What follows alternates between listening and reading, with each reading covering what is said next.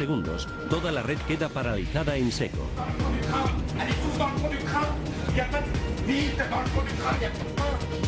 Como ya no puede hacer nada más, Solán pide a los pasajeros que se trasladen hacia el fondo del tren. Mientras tanto, en la estación de Lyon aparece por fin el revisor retrasado, pero ahora el conductor Tanguy se encuentra con el semáforo en rojo.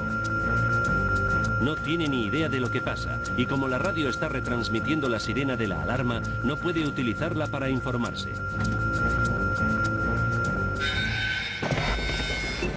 7 y 8 minutos. El tren sin freno se encuentra en la cuesta de 4 grados de inclinación que baja hacia la estación e incrementa su velocidad gracias a la pendiente.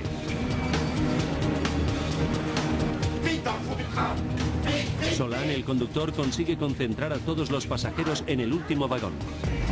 Todos se agarran con firmeza a la espera del inevitable impacto. Enseguida cundió el pánico. El revisor del tren, Jean Bobet, continúa buscando el freno desesperadamente. Me pregunté qué nos iba a ocurrir, si este iba a ser nuestro último momento.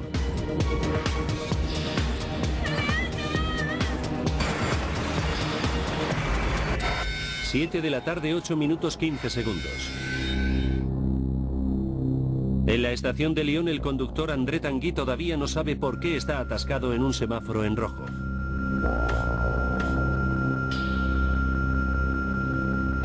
Y la pasajera Dominique Pavy del segundo vagón se cansa de esperar. Me costó mucho salir del tren, porque estaba muy lleno. Perdón. Dominique tiene que estrujarse entre los demás pasajeros para acceder a la salida. 7, 8 minutos 30 segundos. Los operarios de las señales ven pasar por delante el tren descontrolado y en lugar de desviarse al andén 1 como estaba previsto, se dirige directo al tren de cercanías aparcado en el andén 2. Entonces emiten un aviso por el sistema de megafonía de la estación con la orden de evacuar el tren. Atención, atención. André Tanguy lo escucha y grita por el intercomunicador a todos los pasajeros que abandonen el tren a toda prisa. Los pasajeros se agolpan en las puertas. 7, 8 minutos 49 segundos. Tanguy ve que el tren sin freno se dirige directo hacia él.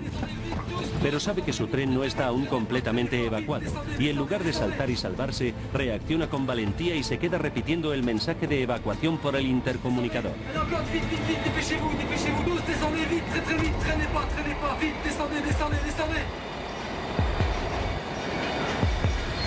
Segundos después, 307 toneladas de tren se estrellan contra el tren de cercanías en el andén 2.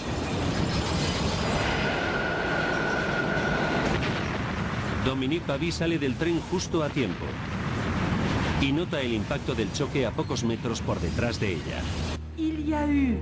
Se formó una nube muy grande de polvo negro, una nube de polvo oscuro que quedó suspendida sobre el tren. Casi no se veía nada, pero el humo se disipó enseguida y entonces vi que un tren había chocado con otro y que el tren que había salido del túnel había partido por la mitad el primer vagón de mi tren. En el tren averiado, en el que todos los pasajeros se habían desplazado hasta el último vagón, no se produce ningún herido grave. En el momento del impacto yo iba camino del último vagón. Se escuchó un ruido muy fuerte y una pequeña sacudida. Ni siquiera me caí, me agarré a una barandilla. Pero los que seguían en el tren estacionado no han salido tan bien parados. Tanguy no sobrevive. El impacto le mata instantáneamente. Colette Pacalé se encuentra en el primer vagón que sufre el pleno impacto de la colisión. Al principio creí que se trataba de una bomba. No sé cuánto tiempo duró, tal vez 20 segundos. Perdí la noción del tiempo. Solo me dio tiempo a pensar que iba a morir y a pedir ayuda a mi padre. Unos segundos antes, Colette soñaba despierta con la velada que le esperaba junto a su hijo y ahora yace atrapada entre los escombros entre docenas de heridos graves. Si no recibe atención médica urgente, puede que no sobreviva.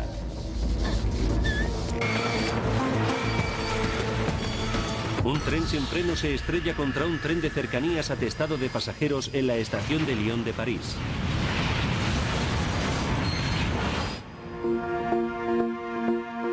Breves minutos después, un reportero gráfico capta el horror del accidente.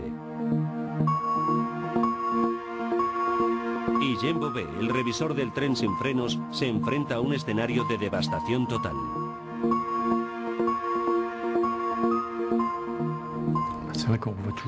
Todavía sigo acordándome de esas imágenes. Del olor a quemado y a la gente aplastada en el vagón. Me lo imagino como si lo estuviera viendo. Cuando los heridos empezaron a gemir, me entraron ganas de salir corriendo. 7:20 de la tarde. 11 minutos después del desastre, los primeros equipos de rescate llegan al lugar del siniestro. El doctor René Jancovici, un cirujano endurecido por la guerra que estuvo presente en los violentos combates de la guerra civil del Chad, nunca ha visto nada parecido. Parecía una lata de sardinas abierta. Era algo horrendo. Los cadáveres se salían por las ventanas, mutilados. Había cuerpos decapitados, con miembros amputados. No era como ser médico en tiempo de guerra. Era mucho peor. Pronto se hace patente la magnitud del accidente. Los equipos de rescate estiman que hay más de 100 personas atrapadas entre los amasijos retorcidos del tren. Colette Pacalet es una de ellas. La joven madre está atrapada entre dos asientos del primer vagón. No me daba cuenta de que estaba atrapada entre los hierros, ni de que el tren había chocado. En lo único que pensaba era en salir del tren. 7:30 de la tarde. Muchos de los pasajeros han sufrido heridas graves por aplastamiento en la colisión. Los enfermeros saben que hay que actuar con rapidez, pero hay un problema. No se puede sacar a los heridos porque están atrapados entre un amasijo de hierros. Al final, Colette es rescatada de entre los escombros.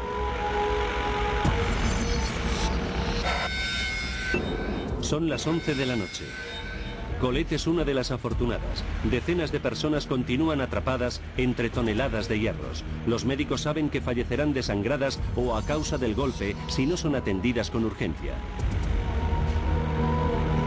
El doctor Jancovici y su equipo tienen que tomar una decisión siniestra.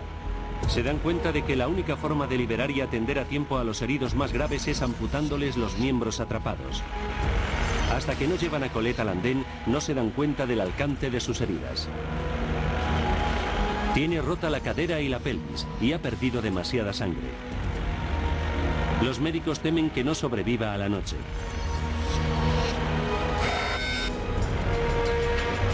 El alcalde de París, Jacques Chirac, y el ministro de Transportes visitan el lugar del accidente. La empresa ferroviaria es una sociedad estatal y las autoridades políticas exigen respuestas inmediatas. Las 12 del mediodía. Ahora los agotados equipos de rescate solo están recuperando cadáveres. Los trenes han sido desguazados por completo y las vías se retiran para que las examinen los equipos de investigación del accidente. 56 personas han muerto y 57 más están heridas. En el hospital, el corazón de Colette deja de latir, pero los médicos logran reanimarla. Tarda 3 meses en recuperarse lo bastante como para volver a casa con su hijo. Los parisinos están de luto por los fallecidos en el accidente. Es el peor desastre ferroviario de la historia de la capital.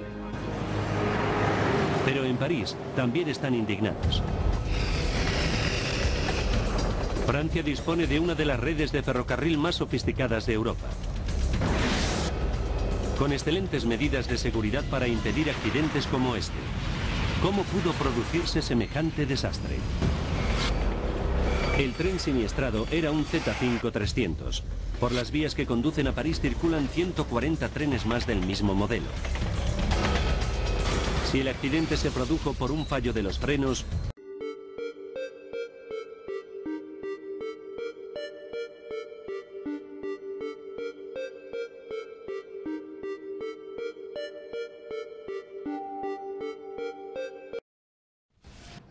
A snowstorm sweeps across Washington, D.C. as a routine flight to Florida takes off. Suddenly, the aircraft starts shaking. 24 seconds later, it smashes into a busy motorway bridge and plunges into the icy river below. 78 people are dead, and a desperate rescue effort gets underway. How did a routine flight turn into one of the most horrific disasters in aviation history? Now a team of experts must discover exactly what downed Air Florida Flight 90. Disasters don't just happen. They're a chain of critical events. Unravel the clues and count down those final seconds from disaster.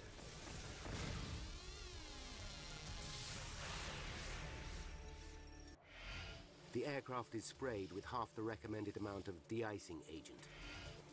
Further delays allow more snow to gather on the 737. And the use of reverse thrust may have sprayed slush onto the wings and critical thrust sensors. 23 minutes to disaster. Electrical. Wheaton and Pettit leave their engine anti-ice system off. As a result, thrust sensors in both engines freeze up, causing them to send misleadingly high readings to the cockpit. 14 minutes to disaster. The pilots notice a thick layer of snow on both wings. This one's got about a quarter to half an inch of snow on it all the way down. But contrary to regulations, they don't turn back for more de-icing. 1 minute and 3 seconds to disaster. Pettit is confused by unusual readings on the flight deck. Look at that. That doesn't look right, does it? But his captain does not abort takeoff. 24 seconds to disaster. Flight 90 takes off with dials indicating thrust of 2.04 EPR. But because critical thrust sensors are frozen, the real thrust is only 1.7 EPR. At the same time, ice and snow clinging to the wings disrupt airflow dramatically, reducing lift. This changes the aerodynamics of the 737, causing the nose to pitch up sharply. The resulting drag reduces speed, which in turn reduces lift even further. 8 seconds to disaster. The loss of lift reaches a critical point. At an altitude of just 352 feet, the 46-ton aircraft stalls and falls out of the sky. 4:01 p.m. Flight 90 hits the 14th Street Bridge.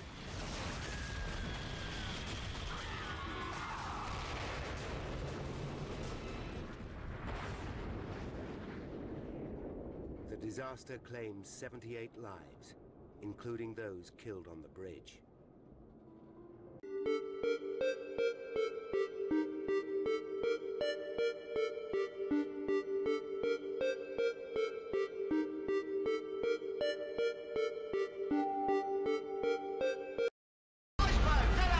April 14th, 1912, 11:40 p.m. She strikes the iceberg.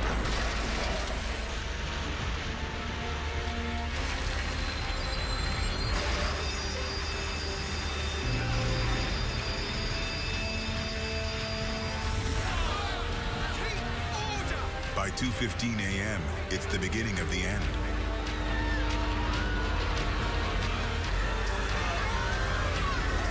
The bow pulls down, the stern rises, funnels collapse.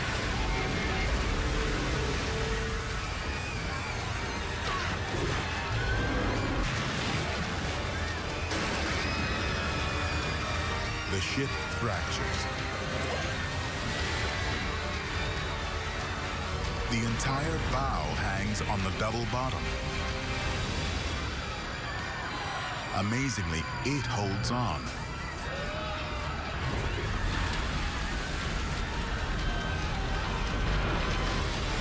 Finally, the double bottom lets go. The bow heads down. It sails as it falls, taking perhaps 5 minutes to reach the bottom. The cargo hatch flies off. The structure creases and the back end collapses. The fate of the bow seems straightforward. The team believes it's what happened to the stern that reveals if Titanic had a fatal flaw.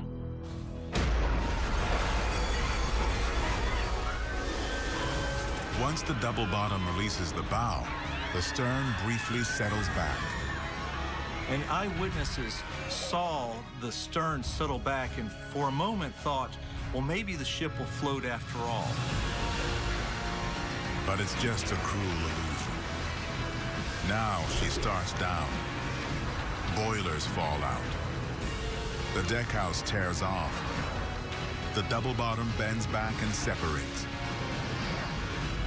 Now, deckhouse and double bottom sail off to the east. The stern inverts and goes into a spiral. The tower debris and galley decks come off. Finally, it hits, blowing out the sides and top.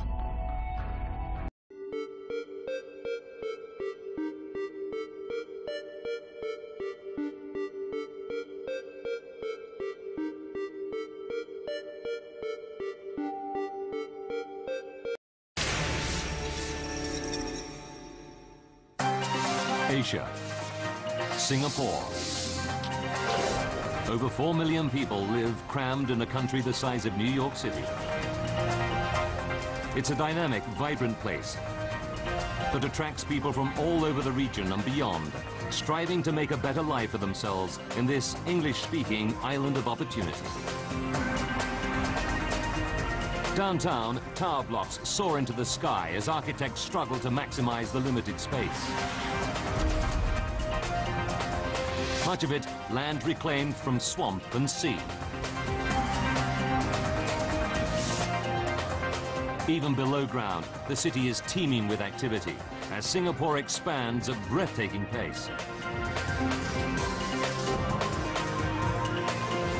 Giant tunnels are bored by teams of engineers from all over the world, working on a new subway system that will connect the high-rise area with older and less prosperous districts like this one, Little India. 6 kilometers from downtown, the area is home to the manual laborers who support the booming economy. Here on Owen Road stands the Hotel New World, built in 1971. The building is unremarkable. 36 reinforced concrete columns supporting 6 concrete floors. There's a car park in the basement. The local branch of a bank takes up the ground floor. Above that is a popular nightclub. And a budget hotel occupies the rest of the building. As is usual in this hot climate, air conditioning units and water tanks are installed on the roof. At over 24 meters, it's small by Singapore standards, but one of the tallest buildings in Little India. The building has led an untroubled life, apart from one serious incident. In 1975, when a gas leak poisoned 35 people. Everybody made a full recovery, and the building was given a clean bill of health. March 14th, 1986, 11 years later. It's a Friday night, and as usual, Madame Lily Teo, the nightclub hostess, sets up the first floor bar in preparation for a busy evening, expecting the usual mix of businessmen and couples who visit her club.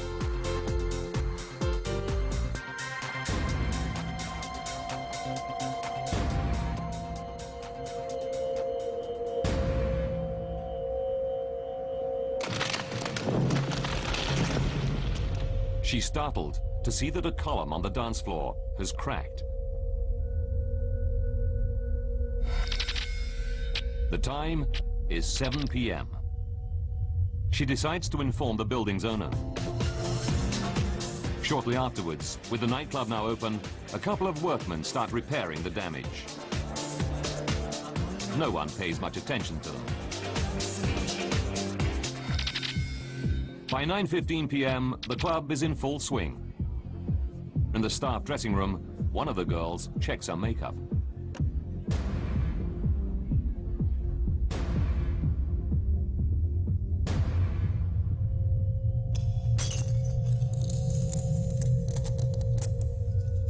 In Singapore, like most countries around the world, a broken mirror is a symbol of bad luck.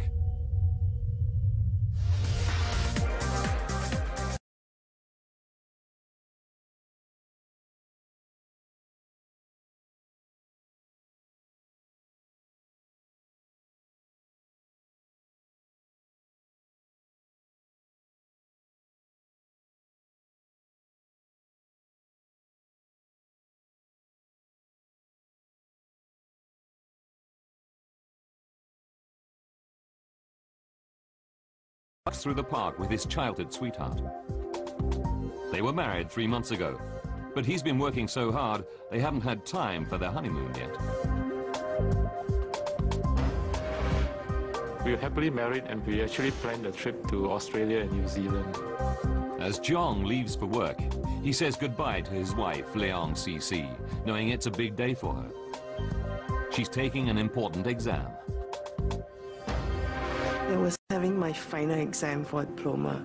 Jong and I had planned to meet in the afternoon. As it's a Saturday, the bank will close at lunchtime, and the couple are planning on spending the rest of the day walking hand in hand through Singapore's busy streets.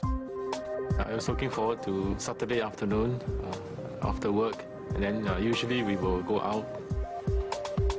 17 people work in the bank. It's a close, friendly team. As is common in Singapore, they take great pride in providing their customers with efficient service. 21-year-old Christina Fuhr has been working at the bank for just 3 months. This is my first job in the bank, and I enjoy it very much. Christina has never been up to the nightclub on the floor above, but she's sitting almost directly below the column on the dance floor that cracked the night before.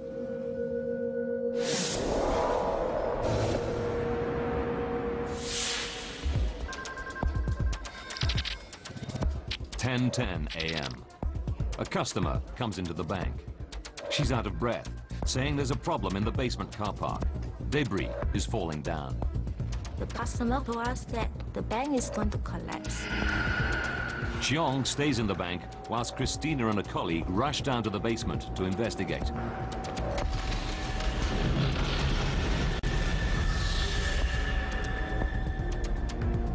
Although none of the cars are damaged, as they're leaving, they see 2 men in overalls working by a cracked column. There's debris on the floor, but the workmen say everything is fine. Reassured that it's nothing serious, they go back to work in the ground floor bank.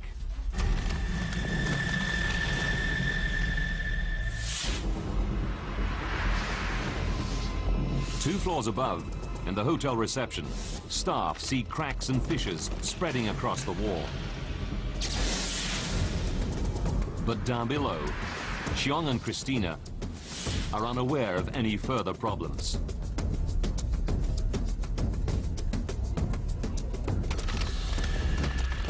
Throughout the building, vital supporting walls and pillars are starting to fracture. The Hotel New World is on the brink of collapse. In Singapore's Little India, cracks are spreading throughout the walls and supporting columns. But in the bank on the ground floor, assistant manager Cheong is oblivious. He's wondering how his wife Cece has done in her exam. I wanted to see how she fared during the exam. It's 11:22 a.m. Further back, Christina is finishing off the week's work when she's startled by a sound. It's falling debris. I actually did not know what's happening. And now she starts to feel vibrations all around her. We can feel the floor is shaking. 11:26 a.m. Now the whole building is starting to shake uncontrollably. Pillars are cracking. Walls are giving way.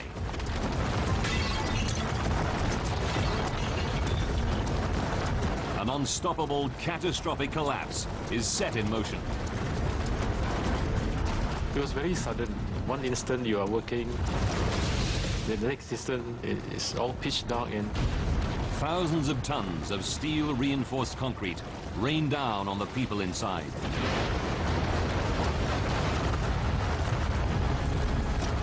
In one terrifying minute, the Hotel New World suffers total structural failure.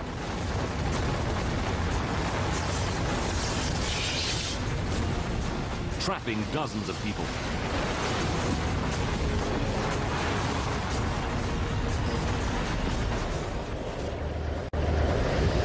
What was once a local landmark and a place of work is now just a huge mound of rubble, surrounded by an enormous cloud of dust, visible for kilometers around.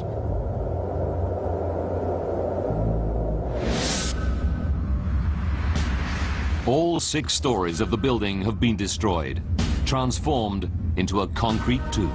Christina, Cheong, and other bank staff are buried at the very bottom of the building rubble, in the pitch-black basement car park. We couldn't see anything, we couldn't hear anything. We couldn't even see our hand. Cheong can't see his colleague Christina, even though she's just a meter or two away, pinned down by massive concrete slabs. I was just like laying in the coffin. I couldn't move at all.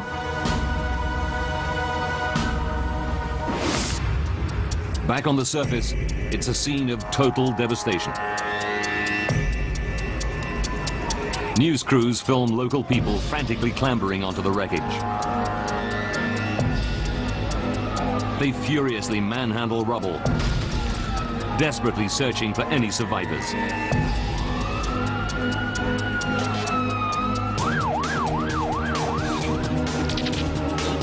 11:35 a.m. Within 8 minutes, emergency workers start arriving.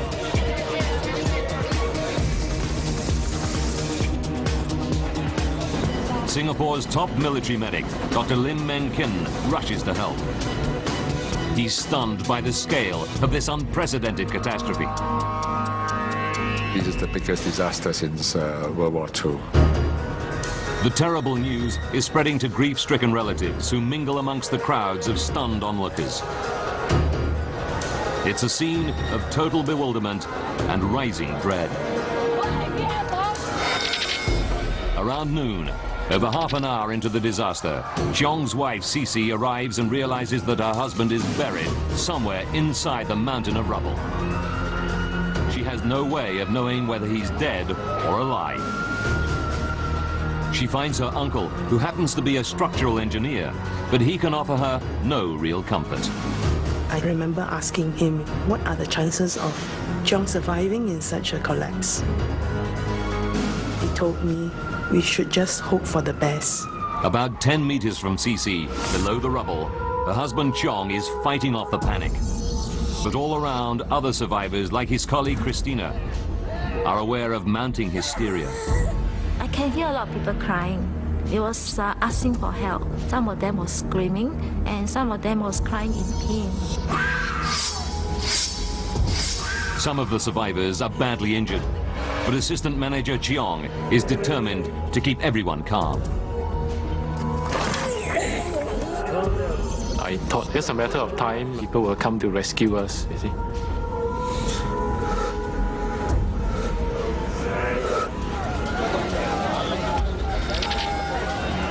"12:30 p.m. About 1 hour after the collapse, back on the surface, there's good news. The rescue teams find a survivor, a tourist, who is staying on the top floors of the hotel. Shortly afterwards, they haul a second survivor, a local shopkeeper, from the hotel debris.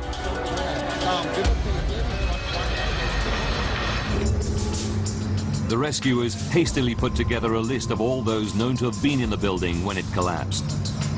They can account for everyone known to have been in the hotel on the top 4 floors. 17 are dead and 11 have been rescued alive. The nightclub on the floor below was empty. But the ground floor bank is a different matter. Their list reveals that up to 20 people, including Chong and Christina, were working there when the building collapsed and will be buried at the very bottom of the rubble.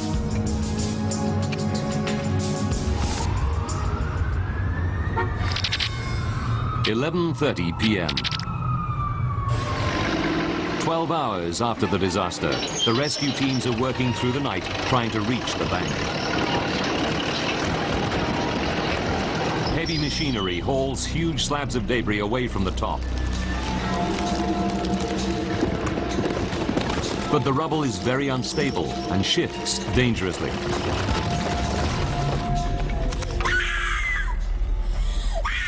Some 10 meters below the glare of the rescuers' arc lights, with vibrations shaking the wreckage, the horror is growing. The survivors are trapped in a dark tomb under 6,000 tons of concrete and steel. Assistant Manager Cheong is just within reach of one of his bank colleagues, who's lying injured nearby, crushed by a beam. He tries desperately to push the beam away, but it's too heavy. I felt very helpless. Your colleagues here dying and then you can't do anything at all. That was bad. Cheong realizes his efforts are in vain. I could smell the stench of death. It's very sad. Your own colleague you've been working for so many years with, and all of a sudden he's gone. The crushed masonry is preventing the circulation of air. Oxygen is beginning to run out.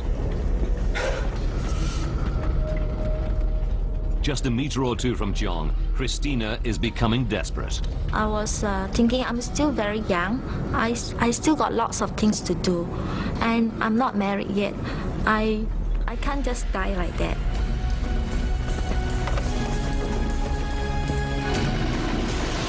Back on the surface, the rescuers still have 10 meters of rubble to dig through. At this rate, it'll take days to reach Cheong and Christina. With the oxygen getting thinner, this is time they just don't have.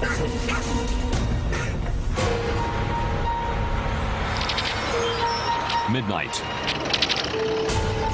Half a day has passed since the collapse of Singapore's Hotel New World building. Only 11 people have been pulled alive from the rubble. Christina and Cheong are trapped deep in the basement car park.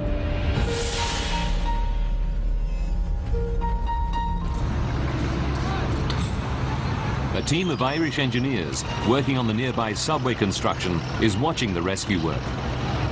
Subway tunneler Tommy Gallagher is especially concerned that the use of heavy machinery may be causing the rubble to shift and fall, potentially endangering the lives of any survivors buried at the very bottom of the mound. We kept saying to the senior people in charge, we think there is people in that building alive, and what you're doing here, you're going to kill them. They propose a radical alternative, abandoning the use of cranes to clear the rubble from the top, and instead tunneling deep into the foundations of the building to get survivors out. It's a very difficult decision, but around dawn the authorities give the green light to Tommy and his colleagues. The Irish engineers have no idea exactly where in the basement any survivors may be. After close examination of the building plans, they decide the quickest way to get into the car park is to break through ventilation shafts accessible from street level. A rescue camera reveals a scene of devastation. The tunnelers have to wade through knee-deep water and push past crushed cars. To their horror, they can smell petrol. They know a single spark could set up a devastating explosion. The car park is a death trap. That's what we were worried about. Any spark of a machinery would... The subway engineers have an agonizing wait whilst the water and petrol are pumped out.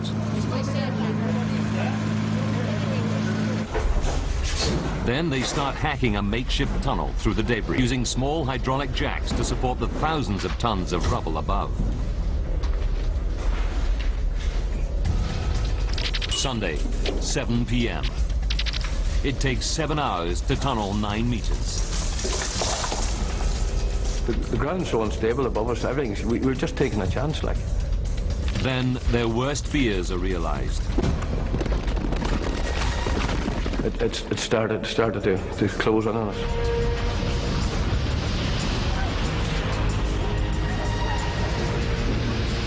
The tunnel caves in.